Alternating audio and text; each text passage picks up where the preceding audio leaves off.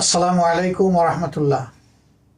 বিশ্বের বিভিন্ন দেশে অবস্থানরত বাংলাদেশি প্রবাসী ভাই ও বোনেরা, আশা করি আল্লাহ রাব্বুল আলমিনের একান্ত মেহরবানিতে আপনারা যে যেখানে আছেন সুস্থ অবস্থায় আছেন। আমি বাংলাদেশ জামাত ইসলামীর পক্ষ থেকে এবং আমার নিজের তরফ থেকে আপনাদের সকলের শারীরিক মানসিক সুস্থতা কামনা করছি এবং দোয়া করছি আল্লাহ তাআলা যে যেখানে আছেন সেখানে যেন সবাইকে নিরাপদে সম্মানের সাথেই রাখেন। বাংলাদেশ আমাদের প্রিয় জন্মভূমি। আপনারা জানেন আগামী বছর ত্রয়োদশ জাতীয় সংসদ নির্বাচন অনুষ্ঠিত হতে যাচ্ছে এবং এই নির্বাচন আগামী ফেব্রুয়ারি মাসে অনুষ্ঠিত হবে বলে আমরা দৃঢ়ভাবে আশা করছি। এই নির্বাচনে প্রবাসী ভাই ও বোনেরা যাতে তাদের ভোটের অধিকার প্রয়োগ করতে পারেন, এই জন্যে পরিবর্তিত পরিস্থিতিতে গত বছরের 5 আগস্টের পর থেকে দাবি আমরা অত্যন্ত জোরালোভাবে জানিয়ে আসছিলাম। আনন্দের বিষয়ে দাবি ইতিমধ্যে গৃহীত হয়েছে এবং ইতিমধ্যে প্রবাসে অবস্থানরত বাংলাদেশি ভাই বোনদের ভোটার রেজিস্ট্রেশনের কাজও চলমান রয়েছে। তার পাশাপাশি যারা একান্ত এই সময়টা দেশে আসতে পারবেন না, তারা যাতে তাদের ভোটটা নিশ্চিত হয় সেই জন্য এই প্রথমবারের মতো অনলাইনে অ্যাপসে ভোট দেওয়ার উদ্যোগ নেওয়া হয়েছে। কাজেই যারা আসতে পারবেন না তাদের দুটি রেজিস্ট্রেশন লাগছে, একটি ভোটার হওয়ার জন্য আর একটা ভোট দেওয়ার জন্য প্রবাসে অবস্থান করে।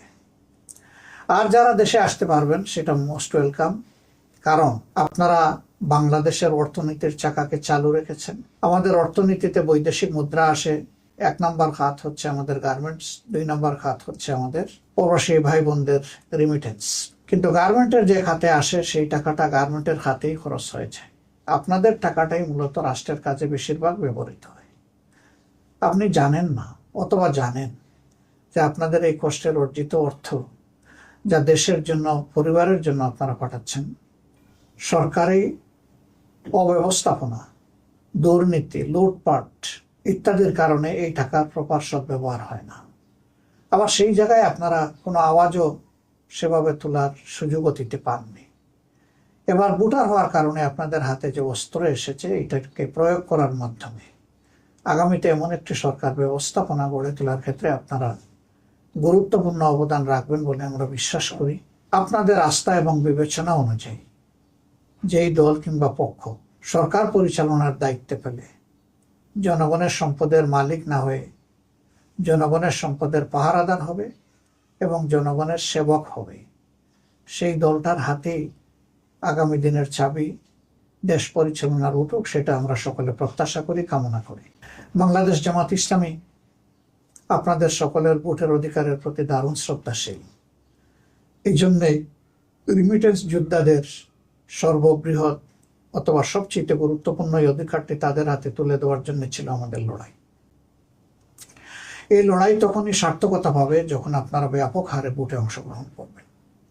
আপনি অবশ্যই আপনার পছন্দের দল এবং প্রার্থীকে নির্বাচিত করবেন, এক্ষেত্রে আপনার পূর্ণ স্বাধীনতা রয়েছে।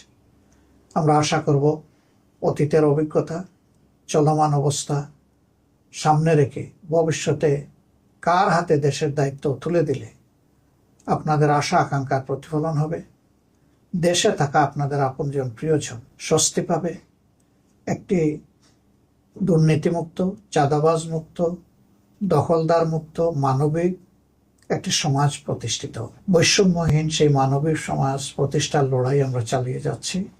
এই লড়াইয়ে আপনাদের সকলের দোয়া, ভালোবাসা, সমর্থন আমরা প্রত্যাশা করি। আপনারা ভালো থাকবেন। আল্লাহ তাআলা আপনাদেরকে, আপনাদের পরিবারের সকলকে, আপনাদের বন্ধু বান্ধবকে সুস্থ রাখুন, ভালো রাখুন। প্রিয় দেশের জন্য দোয়া প্রত্যাশা করে আজকের মতো বিদায় নিচ্ছি। আসসালামু আলাইকুম ওয়া রাহমাতুল্লাহি ওয়া বারাকাতুহু।